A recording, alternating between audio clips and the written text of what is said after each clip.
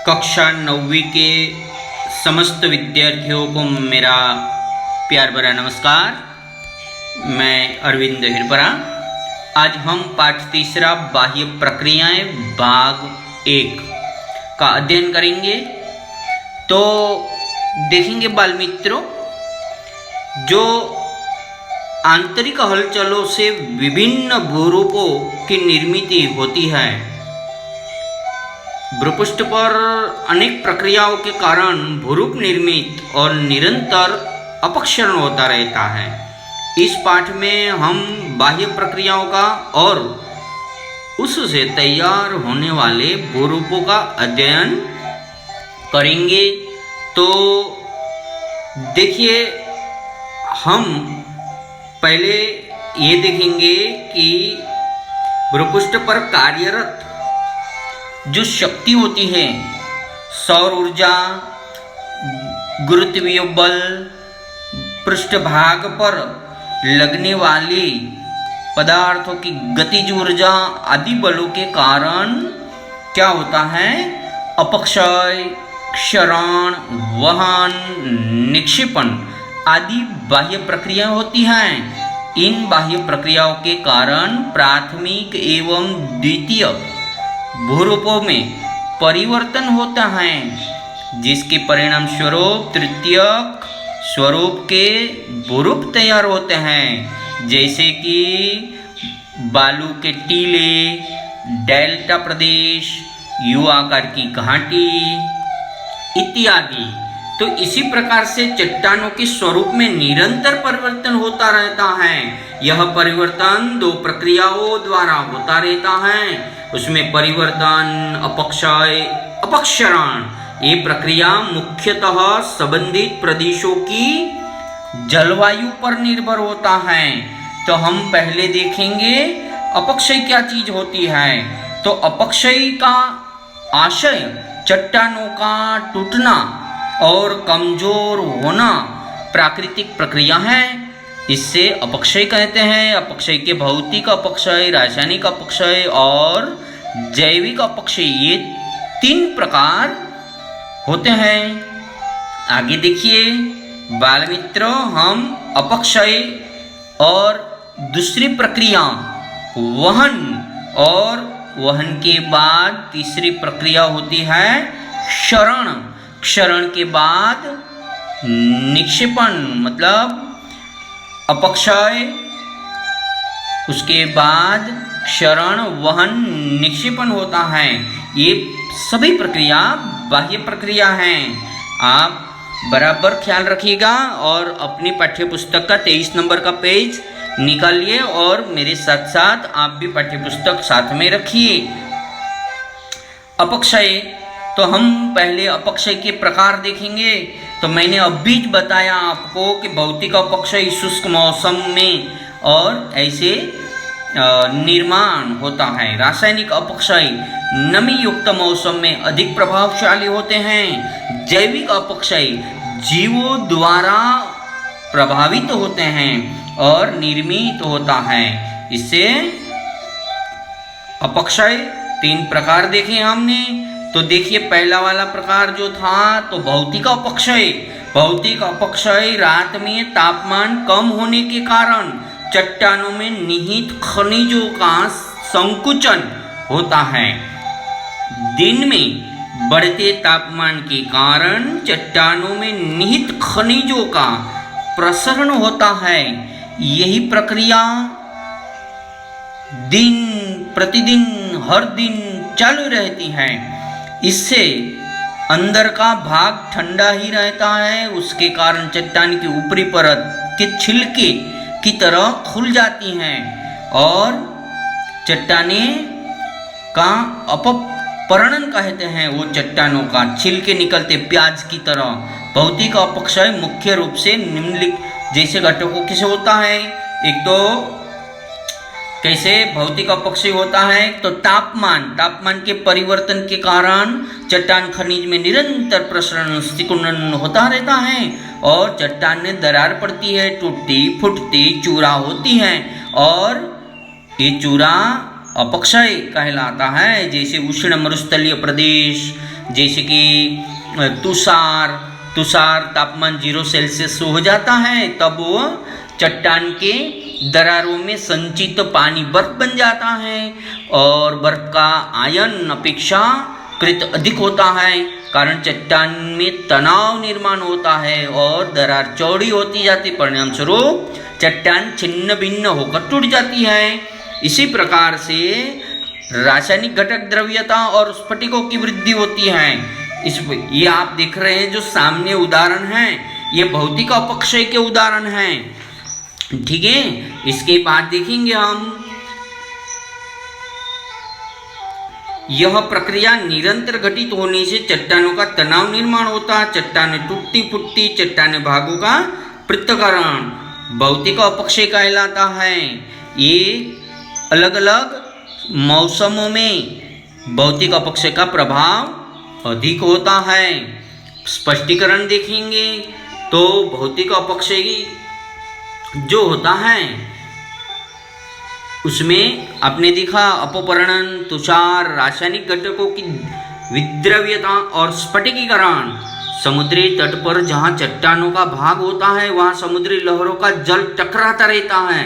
सागरीय जल के तुषार चट्टानों के टकराते हैं, यह जल लवण युक्त होता है, यानी नमकीन होता है, नमक वाला होता है। चट्टानों में रिस जाता, सूरज की गर्मी से जल का बाष्पीकरण हो जाता है और जल में स्थित लवण का स्फटिकीकरण हो जाता है।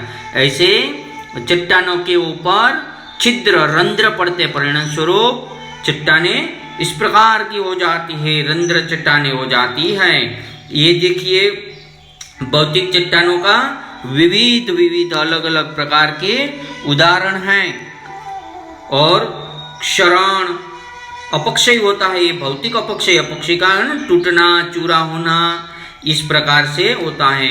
अब हम रासायनिक अपक्षरण देखेंगे। तो रासायनिक अपक्षरण में क्या होता है कि इसमें इस जो प्रदेश में जल अलग अलग तापमान और नमी युक्त जैसे कि चट्टान के तनाव केवल तापमान, स्फटिकों का बढ़ना, जल रिसना प्रक्रियाओं की वजह से होता है। उसी प्रकार से ये धीरे धीरे चट्टानों के ऊपरी परत का दबाव निचले पर पड़ता है और धीरे धीरे उसमें अंदर की परत को दबाव समाप्त होकर निचला स्तर तनाव रहित होकर अपक्षय होता है।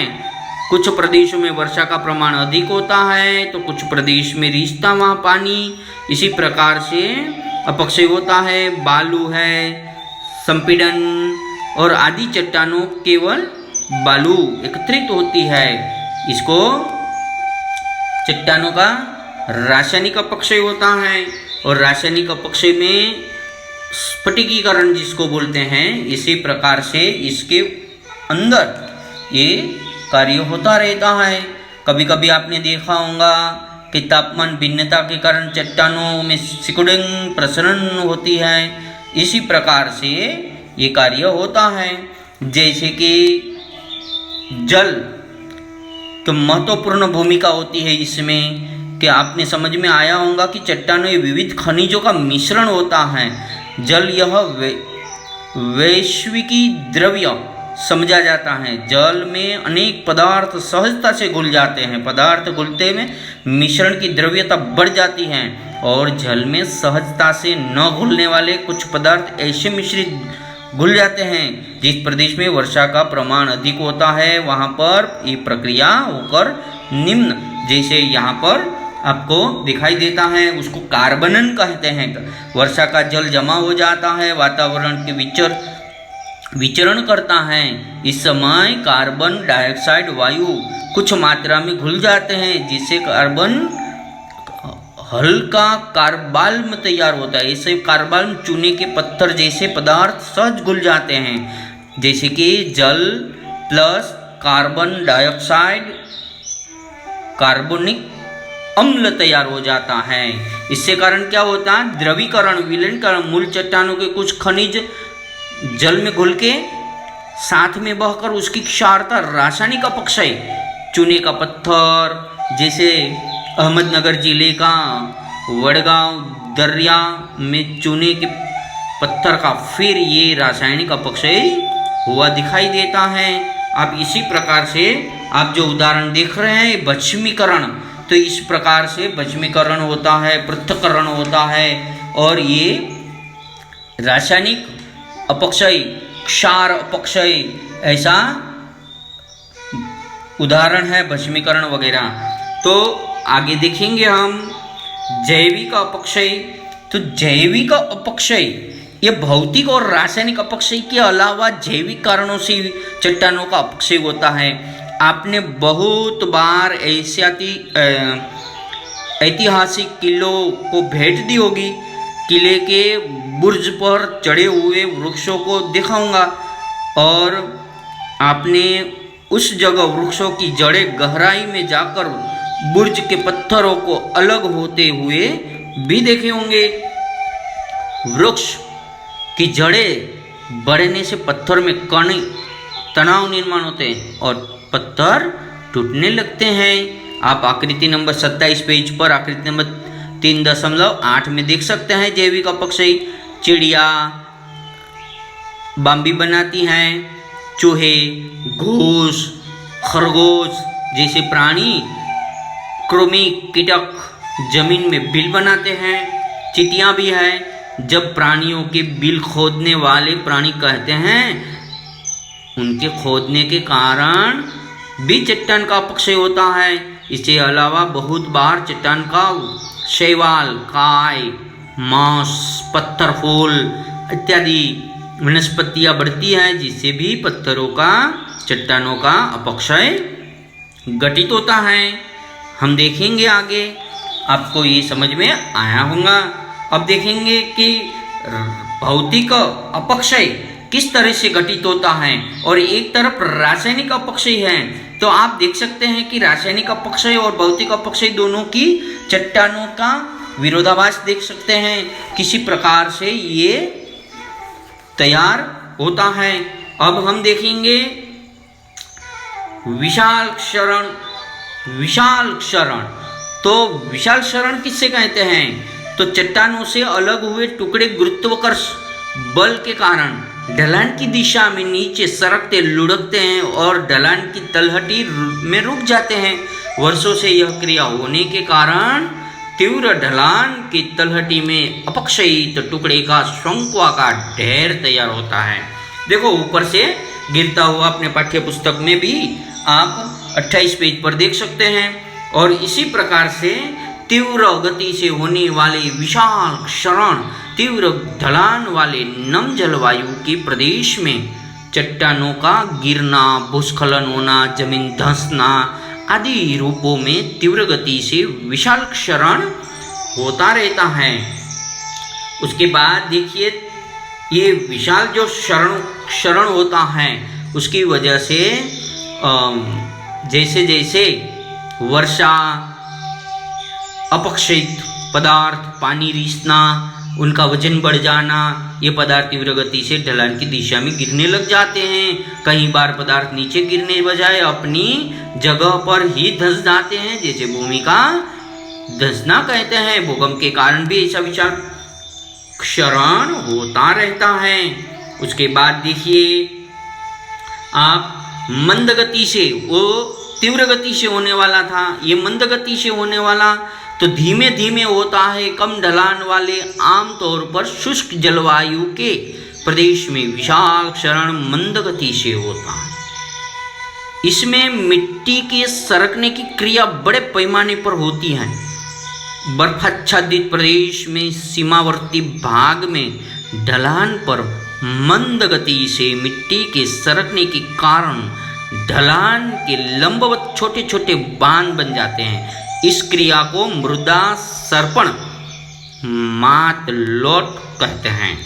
और एक खनन और अपक्षरण, आप देख सकते हैं कि खनन का मतलब होता है खोदना, अपक्षरण विशाल क्षरण तरह की खनन भी एक बाह्य प्रक्रिया है। खनन प्रक्रिया विभिन्न कारणों द्वारा होती है, जैसे कि पवन, बहता पानी, समुद्री जल और भूजल के कार्यों से खनन अपक्षरण की क्रिया होती है। तो इस प्रकार से हमने क्षरण, अपक्षरण प्रक्रिया, उसके 3 प्रकार, रासायनिक, भौतिक और जैविक, और उसके भी जो प्रकार, निम्न प्रकार जो होते हैं उनके वो छोटे छोटे प्रकार हमने देखे। तो आपको, मुझे पूरा विश्वास है कि आपको ये पाठ समझ में आ गया होगा। आप पाठ्य पुस्तक में भी 1 बार 2 बार पाठ पढ़िएगा और हमारा ये वीडियो भी ध्यान से सुनेंगे तो आपको अवश्य पूर्ण समझ में आ जाएगा। तो आप स्वाध्याय कर लीजिएगा, आपका ख्याल रखिएगा। धन्यवाद प्यारे विद्यार्थियों, धन्यवाद, थैंक यू, जय हिंद।